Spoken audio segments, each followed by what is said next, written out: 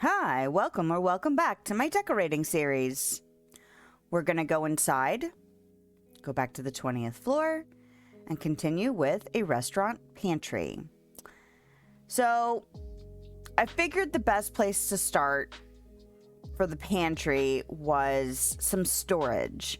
I figured this would be the place where food deliveries would come, spice deliveries, things that would go into any kind of cuisine you could imagine. I mean, I don't know if Shayla actually has a specific cuisine or not, but regardless, you would want vegetables and meats and anything that you would need for a restaurant to come in here.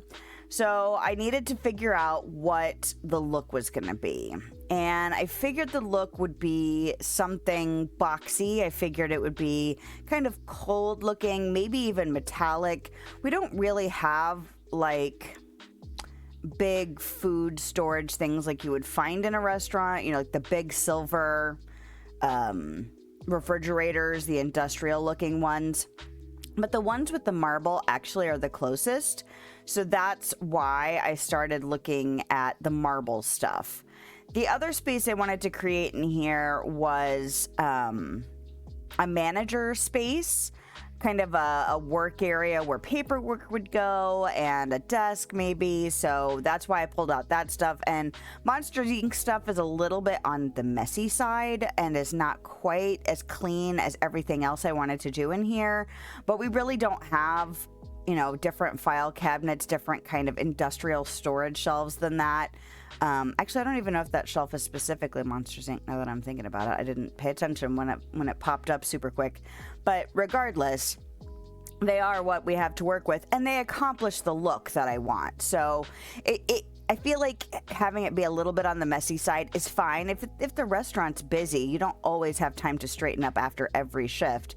You'll probably have a regular clean out, but not necessarily every single night. So things can get messy, and that's okay.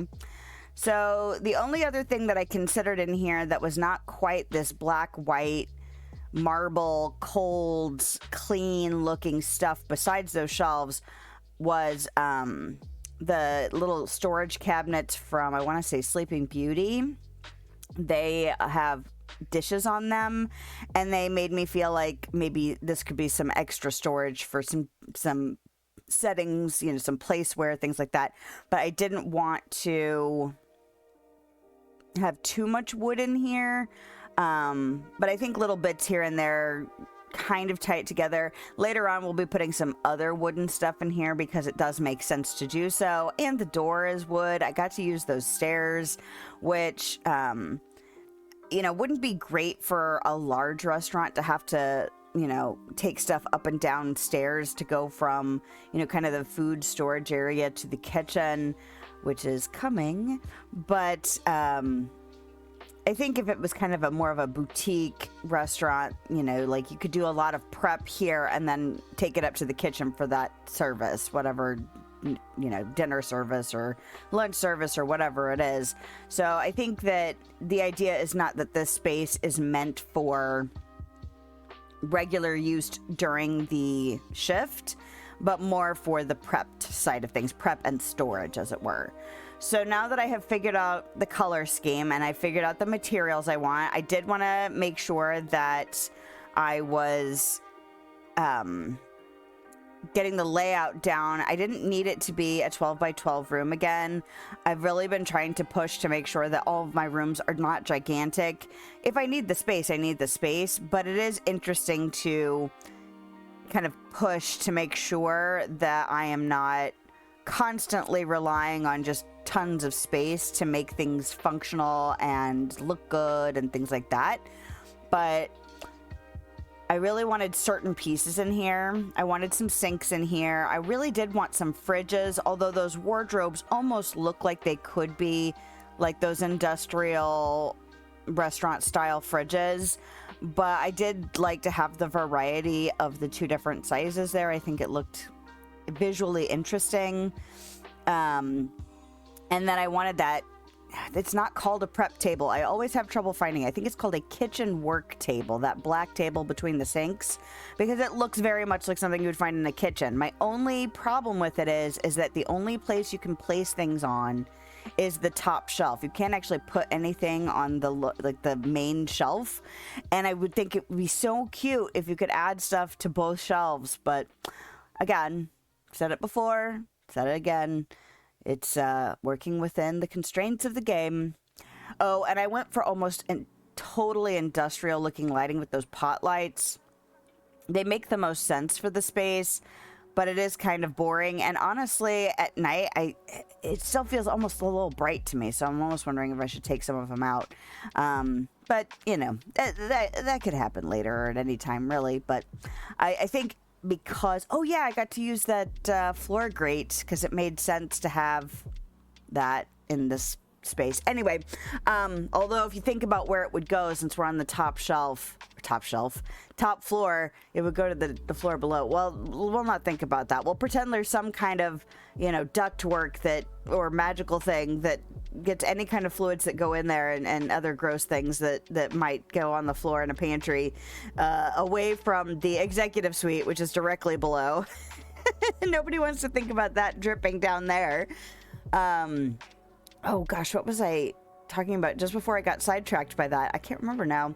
Well, if it comes to me, it comes to me. In any case, here I am adding final touches of things that belong in the pantry. Some storage, some crates.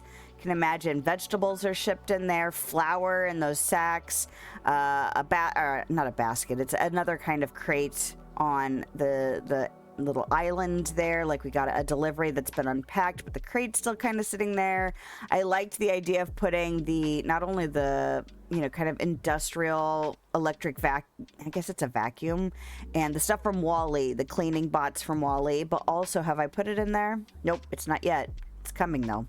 Oh, there it is. The brooms and vacuum from the Sanderson sisters. I saw them when I was working. Oh, I think it was in the entranceway that I was like, oh, I'm gonna have to stick those in one of the, you know, kind of service spaces because, you know, you need cleanup stuff for working with food.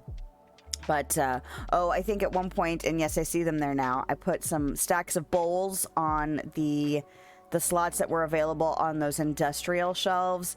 You know, there's always dishes, whether they're new dishes to try or maybe dishes that got broken. You have to get some kind of refund or something from the provider that you use for your serviceware. But in any case, I just wanted to add some little touches, and I was kind of surprised how many little things I could find that worked in this space, and I'm really pleased with the stuff I was able to find.